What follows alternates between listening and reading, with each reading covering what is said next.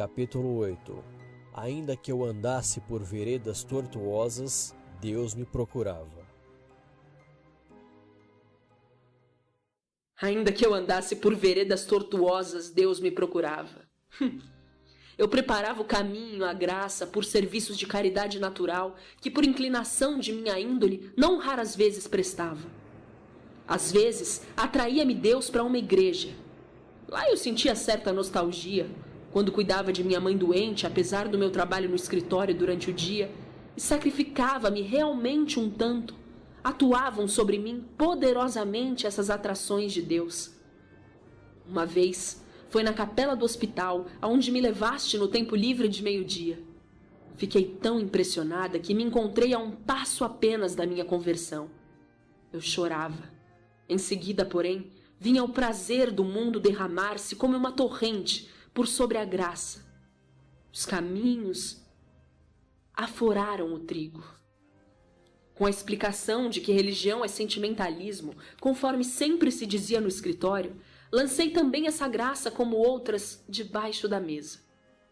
Repreendestes-me um dia que, em vez de genuflexão, fiz numa igreja uma ligeira inclinação de cabeça. Tomastes isso como preguiça e não parecia suspeitar de que já então eu não acreditava mais na presença de Cristo no sacramento. Agora creio nela, porém só naturalmente, como se acredita em tempestade, cujos sinais e efeitos se percebem. Nesse interim, havia-me arranjado eu própria uma religião. Agradou-me a opinião generalizada no escritório de que após a morte a alma voltaria para este mundo em outro ser e passaria por outros e mais outros seres numa sucessão sem fim. Com isso, liquidei o angustiante problema do além e imaginava tê-lo tornado inofensivo. Por que não me lembraste a parábola do gozador rico e do pobre Lázaro, em que o narrador Cristo, imediatamente após a morte, mandou um para o inferno e o outro para o paraíso? Mas o que terias conseguido? Nada mais do que com tuas demais palavras beatas. Aos poucos eu própria arranjei um Deus, bem privilegiado para se chamar Deus. A mim, bastante longe para não me obrigar a relações com ele, assaz confuso para se transformar à vontade e sem mudar de religião, num Deus panteístico ou até tornar-me orgulhosa deísta. Esse Deus não tinha um céu para me galhardear, nem inferno para me amedrontar. Deixei-o em paz. Nisso consistia a minha adoração a ele. No que se ama, acredita-se facilmente. No curso dos anos, tinha-me eu assaz persuadido da minha religião. Vivia bem com ela sem que ela me incomodasse. Só uma coisa lhe teria quebrado a nuca. Uma dor profunda, prolongada. Mas este sofrimento não veio. Compreende agora? A quem Deus ama, ele castiga.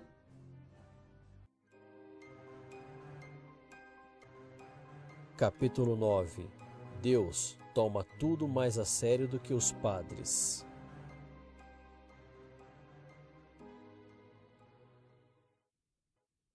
Era um dia de estio em julho, quando a Associação das Moças organizava uma excursão para A.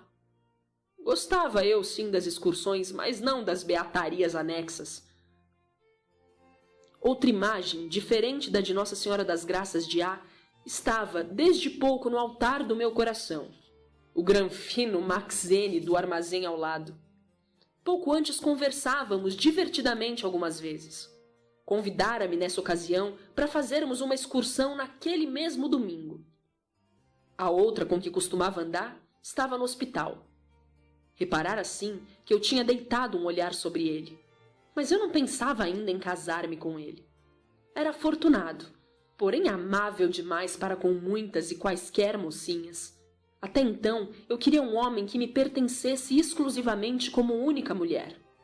Certa distância sempre me era própria. Nessa excursão, Max cumulou-me de todas as amabilidades. Conversações de beatas é que não tivemos como vocês. No outro dia, no escritório, repreendestes-me porque não vos acompanhei até A. Contei-te os meus divertimentos domingueiros. Tua primeira pergunta era: estivestes na missa? Louca! Como podia assistir à missa desde que combinamos a saída para 6 horas? Lembras-te ainda que juntei excitada? O bom Deus não é tão mesquinho como os vossos padrecos? Agora, cumpre-me confessar-te que, apesar de sua infinita bondade, Deus toma tudo mais a sério do que os padres. Após esse primeiro passeio com Max, assisti mais uma só vez à vossa reunião na solenidade de Natal. Certas coisas me atraíam, mas interiormente já estava apartada de vocês. Cinemas, bailes, excursões seguiam-se. Brigávamos às vezes, Max e eu, mas eu sabia prendê-lo sempre a mim. Muito desagradável me foi a rival que, de volta do hospital, se comportava furiosamente, propriamente a meu favor. Minha calma distinta causou grande impressão a Max e obrigou-lhe, afinal, a decisão de me preferir. Eu sabia denegri-la, rebaixá-la, falando com calma, por fora realidades objetivas, por dentro atirando peçonha. Semelhantes sentimentos e insinuações conduzem rapidamente ao inferno. São diabólicos no verdadeiro sentido da palavra. Por que te conto isso? Para constar como fiquei definitivamente livre de Deus. Para esse afastamento, não foi preciso que eu chegasse com Max muitas vezes às últimas familiaridades. Compreendi que me rebaixaria aos seus olhos se me deixasse esvaziar antes do tempo. Por isso me retinha, vedava. Realmente estava eu sempre pronta para tudo o que achava útil. Cumpria-me conquistar Max. Para isso, nada achava caro demais. Amamo-nos aos poucos, pois que ambos possuíamos valiosas qualidades que podíamos apreciar mutuamente. Fui talentosa e tornei-me hábil e conservadora. Cheguei assim a prender Max nas mãos, segura de que o possuía sozinha, pelo menos nos últimos meses antes do casamento. Em coisa alguma pode isso realizar-se tão plenamente como entre pessoas de diferente sexo. Se o amor se afoga na matéria, isso torna-se seu encanto e seu veneno. A adoração que eu me prestava em Max tornou-se-me uma religião.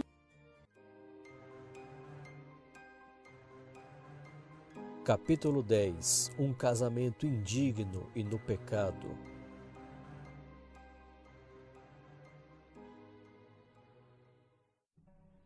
Era no tempo quando no escritório, tão virulentamente eu caía em cima das corridas à igreja, dos padrecos, do murmurejar de rosário e das demais bugigangas. Emprenhaste-te mais ou menos inteligentemente em proteger tudo isso. Aparentemente, sem suspeitares de que, para mim, em última análise, não se tratava dessas coisas, mas propriamente de ponto de apoio contra a minha consciência que eu estava procurando. Dele eu precisava ainda, para justificar racionalmente a minha apostasia. No fundo, eu vivia revoltada contra Deus. Tu não percebias isso. Sempre me consideravas ainda católica. Como tal, queria eu também ser chamada, até mesmo pagava a contribuição para a igreja. Certa ressalva não me podia fazer mal, pensava eu. Por mais certas que às vezes fossem tuas respostas, de mim ressaltavam porque tu não devias ter razão. Em face dessas nossas relações entrecortadas, a dor da nossa separação era pequena quando meu casamento nos distanciou.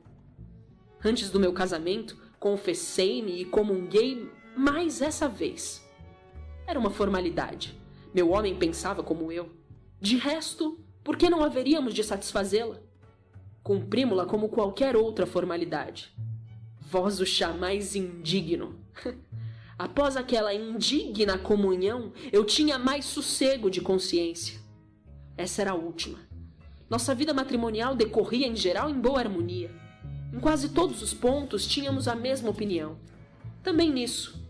Não nos queríamos impor o encargo de filhos. No fundo, meu marido desejava ter um, naturalmente não mais. Eu soube arrancar-lhe finalmente essa ideia. Eu gostava mais de vestidos e mobílias finas, de tertúlias de chá, de passeios de automóvel e de semelhantes divertimentos.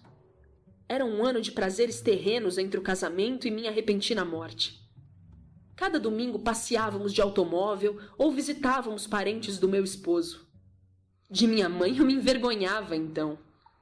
Esses nadavam bem como nós, na superfície da existência. Interiormente, porém, nunca me sentia deveras feliz. Algo roía-me sempre na alma. Eu desejava que pela morte, a qual sem dúvida havia de demorar muito tempo ainda, tudo acabasse. Mas é como em criança eu ouvir uma vez falar. Ouvi falar num sermão que Deus recompensa já neste mundo o bem que alguém pratica. Se não pode recompensá-lo no outro mundo, o fará na terra. Sem o esperar, recebi uma herança da tia Lotte. Meu marido teve a sorte de ver o seu salário consideravelmente aumentado. Assim, pude instalar mimosamente a nossa nova casa.